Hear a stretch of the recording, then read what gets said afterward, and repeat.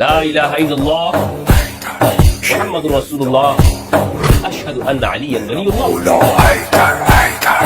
لو میں نے آج کر دیا ڈاکٹر، میں شیعہ ہوں جناب. اب آپ پوچھیں میں نے کب اس سے انکار کیا ہے کہ میں شیعہ نہیں ہوں؟ اور یہ جو ذہنوں میں بھر دی جاتی ہے کہ اہل البیت کی تو کوئی فقہ موجود ہی نہیں، باقی ہم ہر ایک سے فقہ لیں گے کہ جن کا نام و نسب تک معلوم نہیں. اس معنی میں خود کو شیعہ کہتا ہوں اور اس پہ فخر کرتا ہوں. اور اشہد ان علی بسم اللہ والصلاۃ والسلام لبیک لا شریک لک لبیک. السلام علیکم ورحمۃ اللہ وبرکاتہ. شیعہ سنی دونوں حلقوں میں بعض افراد کی جانب سے مجھ پر دو سوال قائم کیے جاتے ہیں، بلکہ دو اعتراضات بنائے جاتے ہیں، اور یہ صرف عوام الناس کی جانب سے نہیں ہے، بلکہ جو علماء اور اسکالر حضرات ہیں وہ بھی یہ سوال اور اعتراض پوچھتے رہتے ہیں. عمومی طور پر میں اپنی ویڈیوز کے اندر ان سوالوں کے جواب مختلف مقامات پر دے چکا ہوں، لیکن آج خصوصی طور پر ان دو سوالوں کو ایڈریس کروں. اور ہمارے عوام الناس بھی پوچھتے ہیں اور علماء بھی اس پر گفتگو کرتے ہیں. مثلا ہمارے سنی علماء یہ بات کرتے ہیں کہ اگر مفتی ہمدرد لوگوں کو شیعہ ہونے کی دعوت دیتے، حالانکہ میں نے ایسا کبھی دعوت نہیں دی، کبھی میں نے ایک لفظ بھی ایسا نہیں کہا، لیکن وہ چونکہ یہ سمجھتے ہیں کہ میں لوگوں کو شیعہ بنا رہا ہوں تو وہ کہتے ہیں کہ یہ خود شیعہ کیوں نہیں ہو جاتا. یہ سنیوں کی طرف سے ہے. اور ہمارے شیعہ برادران وہ یہ سوال کرتے ہیں کہ اگر ہمدرد مفتی ہمدرد یہ اہل البیت کی فقہ کی بات کرتے ہیں تو پھر خود شیعہ ہونے کا اعلان کیوں نہیں کرتے اور خود کو فقہ حنفی کا فالوور کیوں کہتے ہیں، اور شیعہ طریقے پر نماز نہیں پڑھتے اور سنی طریقے پر نماز پڑھتے ہیں. تو دو باتیں ہیں. ایک سوال تو یہ ہے کہ میں خود اپنے آپ کو شیعہ ہونے کا اعلان کیوں نہیں کرتا، شیعہ کیوں نہیں بن جاتا ہوں، اور اہل البیت علیہ السلام کو ان کو مقتدا ماننے کے باوجود اور یہ کہنے کے باوجود کہ حدیث ثقلین یہ بنیاد ہے کہ امت اہل البیت کی پیروی کرے، قرآن اور اہل البیت کی، تو اس کے باوجود میں خود فقہ حنفی پر کیوں چل رہا ہوں؟ ان سوالوں کے جواب میں انشاءاللہ اس ویڈیو میں دوں گا. اللہ سبحانہ و تعالیٰ سے دعا ہے کہ پروردگار مجھے حق سچ کہنے کی توفیق عطا فرمائے. دیکھیں، پہلا جواب تو میرا اپنے سنی علماء کے لیے ہے کہ اگر آپ یہ کہتے ہیں کہ میں لوگوں کو شیعت کی دعوت دے رہا ہوں، یہ بات بالکل غلط ہے. میری کوئی ویڈیو آپ ایسی نہیں مجھے دکھا سکتے جس میں نے یہ کہا ہو کہ تم شیعہ بن جاؤ.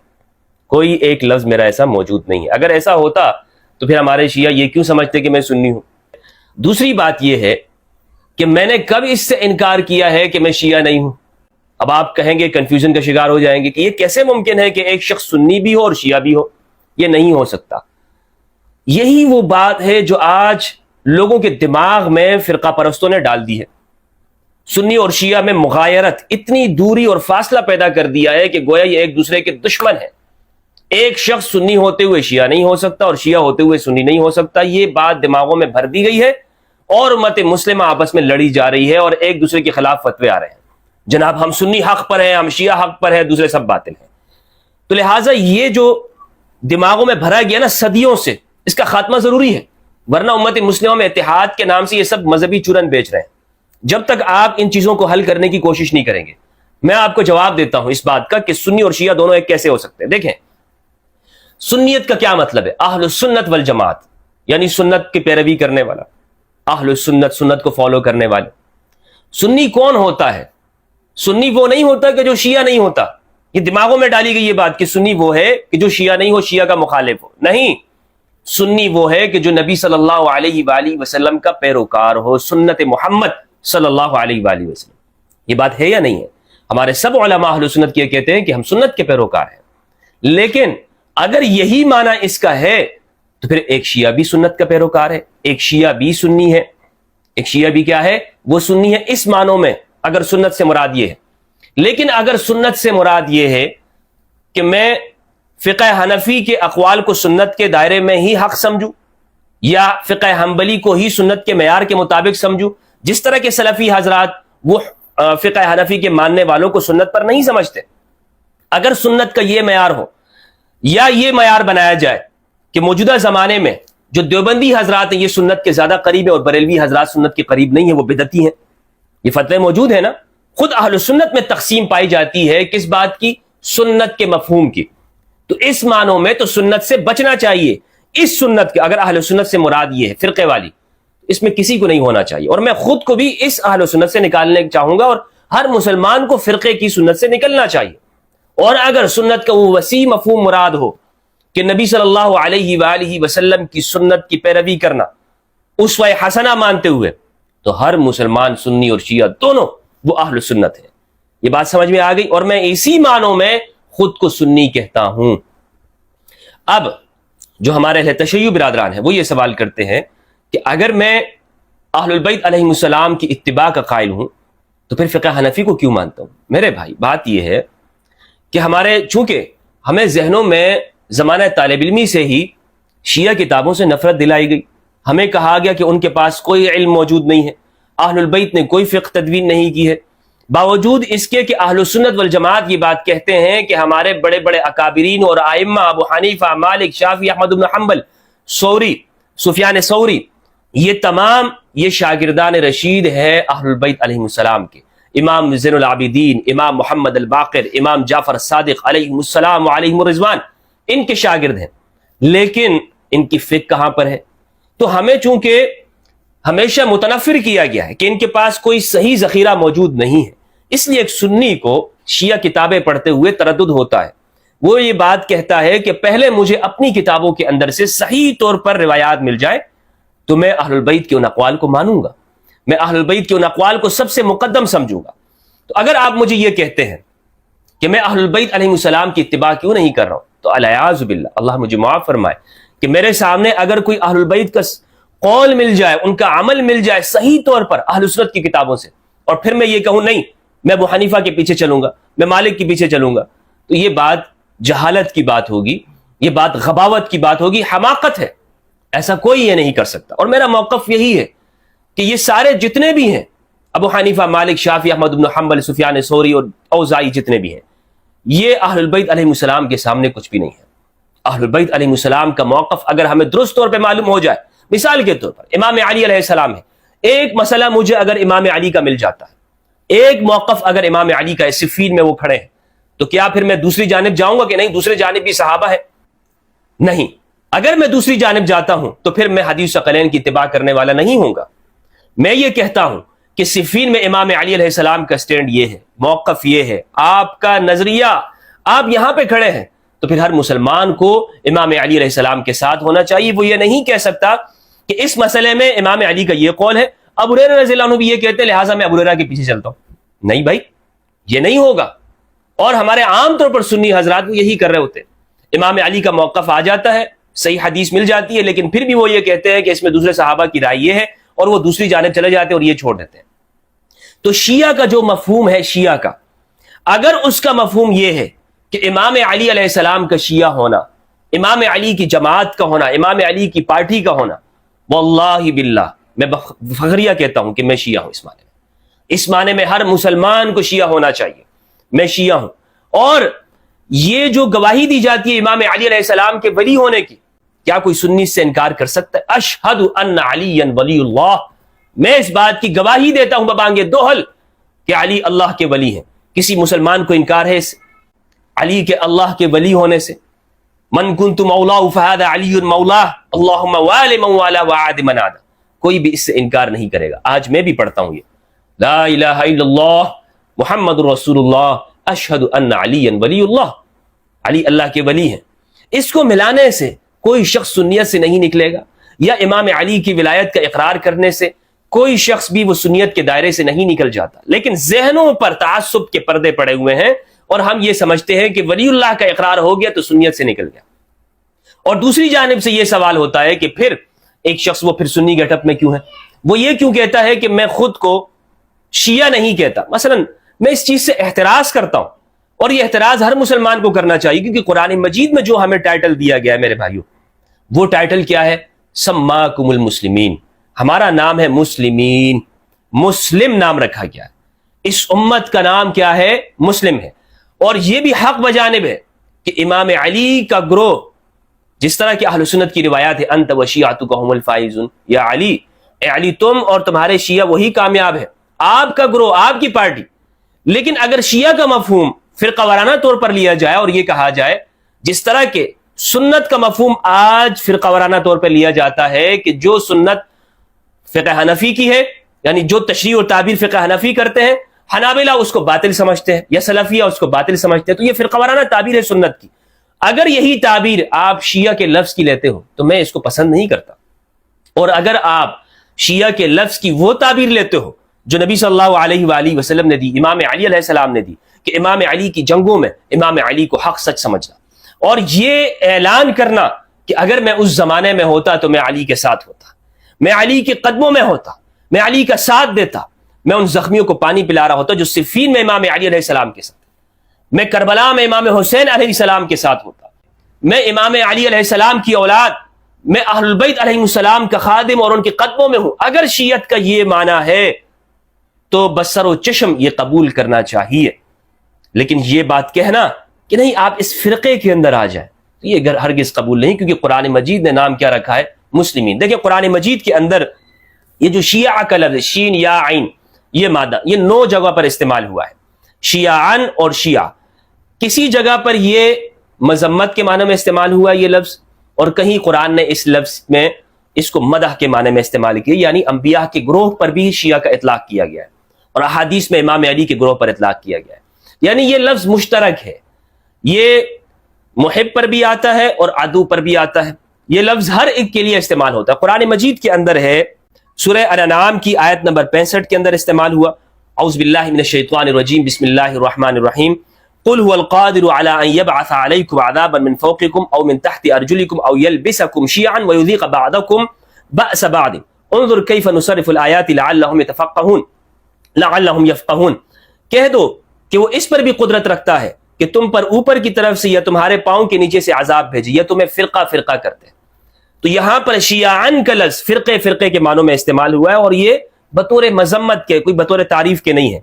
ان الذين فرقوا دينهم وكانوا شيعا، سورہ الانعام کی آیت نمبر 159 159، بے شک وہ لوگ جنہوں نے اپنے دین کو فرقہ بنا دیا، گروہ گروہ ہو گئے، وكانوا شيعا، اور وہ تقسیم ہو گئے، الگ الگ ہو گئے، لست منهم في شيء، آپ ان میں سے کچھ بھی نہیں ہیں، لست منهم في شيء انما امرهم الى الله ثم ينبئهم بما كانوا يفعلون۔ جب وہ اللہ کے پاس آئیں گے تو اللہ انہیں ان کے اعمال کی خبر دے دے گا، انہیں بتا دے گا کہ تم نے کیا کیا۔ سورت نمبر 15 آیت نمبر 10، وَلَقَدْ أَرْسَلْنَا مِن قَبْلِكَ فِي شِيَعِ الْأَوَّلِينَ، ہم نے آپ سے پہلے بھی انبیاء کے گروہ میں، آپ سے پہلے کے جو گروہ ہیں انبیاء بھیجے ہیں، تو شیعہ انبیاء کرام کے اوپر ان کے گروہ پر استعمال ہوا، یہاں پر لفظ شیعہ کا قرآن نے استعمال کیا، تو یہاں بطور مدح کے ہے۔ ثم، اچھا سورت نمبر 19 آیت نمبر 69 سورہ مریم کی ہے، ثم لَنَنزِعَنَّ مِن كُلِّ شِيعَةٍ ایہم اشد علی الرحمن عتیہ، پھر ہم ہر جماعت میں سے ہم ایسے لوگوں کو کھینچ نکالیں گے جو خدا سے سخت سرکشی کرتے تھے، تو یہاں پر بھی بطور مذمت کے استعمال ہوا ہے شیعہ کے۔ ان الذین یحبون ان تشیع الفاحشہ، سورۃ نمبر 24 آیت نمبر 19 سورۃ النور کی یہ آیت ہے، فرمایا بے شک وہ لوگ کہ جو پسند کرتے ہیں کہ پھیل جائے بے حیائی، تو یہاں پر شیعہ پھیلنے کے معنی میں، اشاعت، نشر و اشاعت کا جو لفظ ہوتا ہے پھیلانا، تو مومنوں کے معاشروں کے اندر جو لوگ بے حیائی پھیلانے کو پسند کرتے ہیں، تو یہاں پر بطور پھیلانے کے یہ لفظ استعمال ہوا قرآن مجید میں۔ اسی طرح سورت نمبر 28 آیت نمبر 4 ہے سورت القصص کی، ان فرعون علا فی الارض وجعل اہلها شیعا، فرعون نے زمین کے اندر سرکشی کی اور اس نے مصر والوں کو گروہ گروہ میں تقسیم کر دیا، تو یہاں پر بطور گروہ کے استعمال ہوا ہے سورت نمبر 28 آیت نمبر 4 میں۔ اسی طرح سورت نمبر 28 آیت نمبر 15 کے اندر استعمال ہوا یہ لفظ، سورت نمبر 30 آیت نمبر 32 کے اندر یہ استعمال ہوا ہے، من الذین فرقوا دینہم وکانوا شیعا۔ سورت نمبر 37 آیت نمبر 83 سورت الصافات کے اندر استعمال ہوا ہے، وَإِنَّ مِن شِيعَتِهِ لَإِبْرَاهِيمَ، اور وَإِنَّ مِن شِيعَتِهِ، اور انہی کے پیروں میں ابراہیم علیہ السلام تھے انبیاء کرام میں سے، ثم اغرقنا یہ پچھلی آیات آپ دیکھیں گے عبادنا المؤمنین میں سے، تو انبیاء کرام کے اوپر اور ان کے گروہ کے اوپر قرآن مجید میں یہ لفظ استعمال ہوا ہے۔ کون سا لفظ استعمال ہوا ہے؟ شیعہ کا۔ تو شیعہ کا جو لفظ ہے یہ کبھی بطور مدح کے استعمال ہوتا ہے، بطور مذمت کے بھی استعمال ہوا ہے قرآن مجید میں، تو لہٰذا کوئی شخص یہ نہیں کہہ سکتا، جس طرح ہمارے یہاں فرقہ پرست مولوی وہ کہتے ہیں مذمت والے جو لفظ ہیں وہ شیعوں کے پر فٹ کرتے ہیں، کہتے ہیں دیکھو قرآن میں ان کی مذمت آئی۔ بھائی اگر قرآن میں جہاں پر مذمت کے الفاظ ہیں اس گروہ کو استعمال کیا ہے تو وہاں پر مدح کے اندر بھی استعمال ہوا ہے۔ حضرت موسیٰ علیہ السلام کے جو افراد ہیں جو ان کے لیے شیعہ کا لفظ استعمال ہوا ہے، ابراہیم علیہ السلام جو ابو الانبیاء ہے ان کے لیے شیعہ کا لفظ استعمال ہوا ہے، تو بطور مدح کے بھی ہے۔ مگر ہمیں کون سا ٹائٹل استعمال کرنا چاہیے؟ آج کے اس زمانے میں ہمیں ٹائٹل استعمال کرنا چاہیے مسلم کا، میں اس کے حق میں ہوں، لیکن اگر ایک شخص خود کو سنی کہتا ہے یا شیعہ کہتا ہے تو یہ غلط بات نہیں ہے، یہ غلط بات نہیں ہے، مگر اس سے احتراز کرنا چاہیے۔ اور ہمیں حکم کس چیز کا ہے؟ قرآن مجید کا، قرآن مجید کی پیروی کرنے کا اور اہل بیت علیہ السلام کی اتباع کرنے کا ہمیں حکم دیا گیا ہے۔ اب مثال کے طور پر بہت ساری چیزیں ایسی ہیں کہ جو سیاسی اختلافات کی وجہ سے ہمارے عقائد کا حصہ بن گئے اور وہ روایات میں شامل ہو گئی۔ اس کی میں مثال آپ کو دیتا ہوں، جیسے ترتیب صحابہ میں افضلیت والی بات ہے کہ کون سا صحابی سب سے زیادہ افضل ہے۔ ہمارے اہل سنت میں ترتیب بنائی گئی ہے، حضرت ابوبکر رضی اللہ عنہ، عمر رضی اللہ عنہ، عثمان رضی اللہ عنہ اور امام علی علیہ السلام، یہ ترتیب، پھر عشرہ مبشرہ۔ اس ترتیب افضلیت کو آپ دیکھیں تو یہ سیاسی اختلافات کی بنیاد پر ہے۔ احادیث میں کہیں پر اس کا ذکر موجود نہیں ہے کہ نبی صلی اللہ علیہ وآلہ وسلم نے فرمایا ہو کہ میرے بعد یہ افضل، یہ افضل، یہ افضل، نہیں، بلکہ امام علی علیہ السلام کی جگہ جگہ پر نبی صلی اللہ علیہ وآلہ وسلم نے خصوصیات بیان فرمائی ہیں، اور جتنی خصوصیات امام علی کی ہیں باقی کسی کی نہیں ہے۔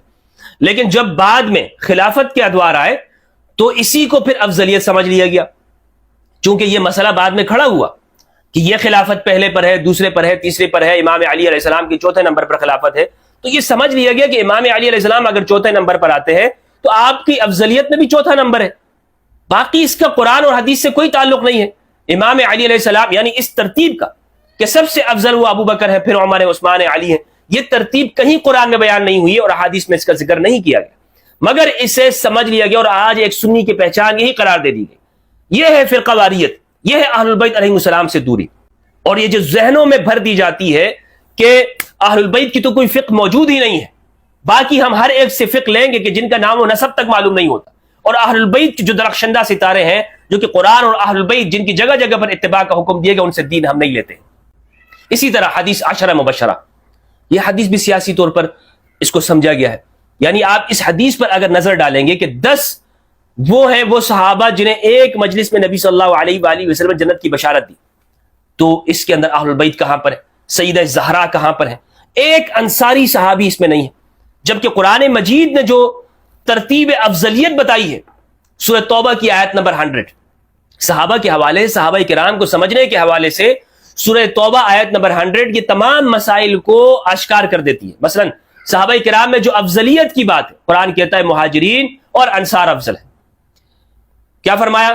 والذین اتبعوہم والسابقون الاولون من المہاجرین والانصار والذین اتبعوہم باحسان رضی اللہ عنہم ورضوا عنہ، پہلوں میں پہل کرنے والے، والسابقون الاولون من المہاجرین، مہاجرین میں سے، والانصار والذین اتبعوہم، جنہوں نے ان کی پیروی کی، باحسان، احسان کے ساتھ، یعنی جو بعد میں صحابہ آ رہے ہیں جو مہاجر اور انصاری نہیں ہیں وہ بھی تابعی ہیں، اور انہوں نے ہجرت اور نصرت نہیں کی ہو، مدینہ کے نہیں ہو، اور وہ لوگ ہجرت کرنے والوں میں نہیں ہو، پہلی ہجرت مدینہ، تو وہ قرآن کہتا ہے یہ تابعی ہے، خواہ وہ فتح مکہ پر اسلام لایا یا حدیبیہ پہ اسلام لایا یا کسی بھی زمانے میں اسلام لایا، وہ تابعی ہے، قرآن نے اس کو تابعی کہا ہے۔ لیکن بعد کے زمانوں میں ان پر بھی صحابہ کا اطلاق کر دیا گیا اور کہا گیا کہ جس صحابہ الصحابۃ کلھم عدول، صحابہ سارے کے سارے عادل ہیں، لہٰذا آپ ان سے اختلاف نہیں کر سکتے، اگرچہ ان کی زندگی کے اندر امام علی کے خلاف آئے ہوں، کھڑے ہوئے ہوں اور احسان موجود نہ ہو۔ تو ہم نے ہر چیز کو اس فرقہ وارانہ نقطہ نگاہ سے دیکھا، اور یہ سوال ہمارے اوپر کیا جاتا ہے، اور آج بھی کوئی شخص اگر قرآن و سنت کی دعوت لے کر اٹھتا ہے تو فوراً ہی یہ سوال پیدا کیا جاتا ہے اور کھڑا ہو جاتا ہے کہ آپ سنی ہیں یا شیعہ ہیں۔ بھائی اس معنی کے اندر جو میں نے آپ کو بتا دیا، میں اپنے آپ کو سنی کہتا ہوں۔ کس معنوں میں؟ اس معنوں میں کہ نبی صلی اللہ علیہ وآلہ وسلم کے سنت کے پیروکار، اور اس معنوں میں خود کو شیعہ کہتا ہوں اور اس پہ فخر کرتا ہوں، اور اشہد ان علی ولی اللہ کا اقرار کرتا ہوں۔ جو مجھ سے پوچھتے ہیں کہ ہمدرد بھائی آپ کب شیعت کا اعلان کریں گے، لو میں نے آج کر دیا اعلان شیعہ کا، میں شیعہ ہوں جناب۔ اب آپ خوش ہیں؟ اب آپ دوبارہ سے پھر مجھ پہ یہ سوال کریں گے، پھر میں آپ کو ویڈیو بنا۔ لیکن اگر آپ کے دماغ میں کچرا بھرا ہوا ہے اور آپ یہ سمجھتے ہیں کہ نہیں شیعہ کا وہ مفہوم جو آج کے زمانے میں، بھائی آج کے زمانے میں بہت ساری چیزیں بدل گئی ہیں، آج ہمارے یہاں خود اہل تشیع میں اختلاف ہے۔ آپ دیکھ لیں، ان میں کوئی حدیث کا قائل ہے، کوئی مقلد ہے، کوئی غیر مقلد ہے، کوئی فقہا کی تقلید کرتا ہے، کوئی کس کی تقلید کرتا ہے۔ اگر مثال کے طور پر آج میں نے تشیع کو قبول بھی کر لیا کہ جناب میں اس معنی کے اندر ہوں جو آج سمجھا جاتا ہے، پھر مجھ سے پوچھا جائے گا کہ آپ مقلد ہیں غیر مقلد ہے، پھر کیا جواب ہوگا؟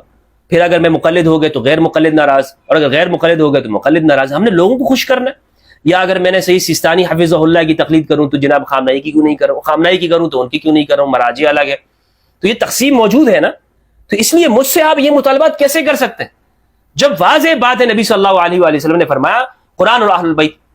اس پہ مت کیوں راضی نہیں، اس پہ کیوں راضی نہیں ہیں آپ؟ رہ گئی بات یہ کہ میں شیعت کے لفظ سے چڑ کھاتا ہوں، ایسے ہرگز یہ کوئی بات نہیں ہے. میں نہیں اس سے چڑ کھاتا ہوں، مجھے اس سے کوئی خوف لاحق نہیں ہے. اگر آپ مجھے شیعہ سمجھتے تو سمجھتے رہیں، سنی سمجھتے تو سمجھتے رہیں، لیکن ہم خود کو کہاں پر رکھیں؟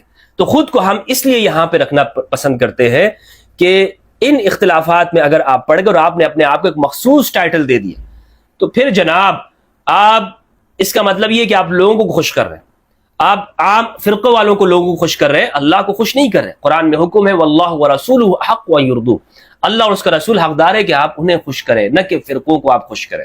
اور رہ گئی یہ بات کہ میں ابو حنیفہ رحمہ اللہ کی فقہ کی پیروی کرتا ہوں اور میں دوسری جانب اہل البیت کی اقتداء کا کہتا ہوں، تو یہ تو واضح طور پر کنٹروڈکشن ہے، واضح طور پر تضاد پایا جاتا ہے. تو یہ تضاد نہیں ہے. دیکھیں ابو حنیفہ رحمہ اللہ کے حوالے سے میرا خاص موقف ہے، خاص تعبیر ہے میری ان کے حوالے سے. اگر آپ نے میری وہ ویڈیوز نہیں دیکھی جو ابو حنیفہ رحمہ اللہ کے حوالے سے، تو پھر آپ کے ذہن میں یہ سوال پیدا ہوگا. میں تو ابو حنیفہ رحمہ اللہ کو شیعہ گروہ کا ہی ایک حصہ سمجھتا ہوں. یہ الگ بات ہے کہ بعد میں زمانے میں وہ تعبیرات بدل گئیں اور قاضی ابو یوسف جب عباسیوں کی حکومت کے اندر انہوں نے عہدہ قبول کر لیا تو پھر فقہ حنفی کو ایک رواج دے دیا گیا، ورنہ تو ابو حنیفہ وہ ایک شیعہ فرد تھے. اور میں یہ سمجھتا ہوں کہ وہ امام ابو حنیفہ رحمہ اللہ، امام جعفر الصادق، امام باقر علیہ السلام کے شاگرد رہے ہیں، تو ہو سکتا ہے انہوں نے یہ مسئلہ وہاں سے سیکھا ہو، وہاں سے اخذ کیا ہو. اور فروعیات کے اندر یہ بھی فروعیات کے باقی عقائد کی جو باتیں ہیں، یعنی عقائد میں شمار یہ کیا جاتا ہے کہ ہمارا واضح ہم کہاں پہ کھڑے ہیں. دیکھیں ایک مثال میں آپ کو دیتا ہوں، شاید آپ میری اس بات کو سمجھ جائیں. عبید اللہ ابن زیاد، بلکہ زیاد ابن ابی، زیاد ابن ابی جو ہے یا زیاد ابن سمیہ جو ہے، یہ امام علی علیہ السلام کے گروہ میں تھا یا نہیں تھا صفین میں؟ کیا آپ اسے شیعان علی کا ٹائٹل دیتے ہیں؟ آپ نہیں دیں گے. آپ کہیں گے کہ وہ منافق تھا، جس طرح کہ نبی صلی اللہ علیہ وآلہ وسلم کے آپ کے اصحاب میں عبداللہ ابن ابی تھا. آپ یہی کہیں گے کہ زیاد ابن ابی کا وہی سٹیٹس ہے امام علی علیہ السلام کے گروہ میں. یا اشعث بن قیس الکندی، وہ بھی منافق تھا، مولا علی کے گروہ میں وہ شامل تھا. تو آپ ان دو افراد پر شیعان علی کا ٹائٹل آپ استعمال نہیں کریں گے کہ یہ شیعہ تھے. لیکن حر بن یزید الریاحی، کیا وہ شیعہ نہیں تھا؟ وہ شیعہ تھا، حالانکہ مخالف تھا، لیکن پھر وہ امام حسین علیہ السلام کے ساتھ شامل ہو گیا اور اپنی جان دے دی. مجھے بتائیں حر بن یزید نے کتنا فقہ شیعہ پر عمل کیا تھا، کتنا وہ اس نے اپنی زندگی میں اہل البیت کا ساتھ دیا. وہ وہاں پہ کھڑا ہوا اور کیا امام حسین نے اس سے پوچھا کہ حر یہ بتا تیرا فلاں فلاں کے بارے میں کیا عقیدہ ہے، فلاں فلاں جگہ پر تو کیا عقیدہ رکھتا ہے؟ کیا امام حسین امام علی مقام نے یہ سوال پوچھے؟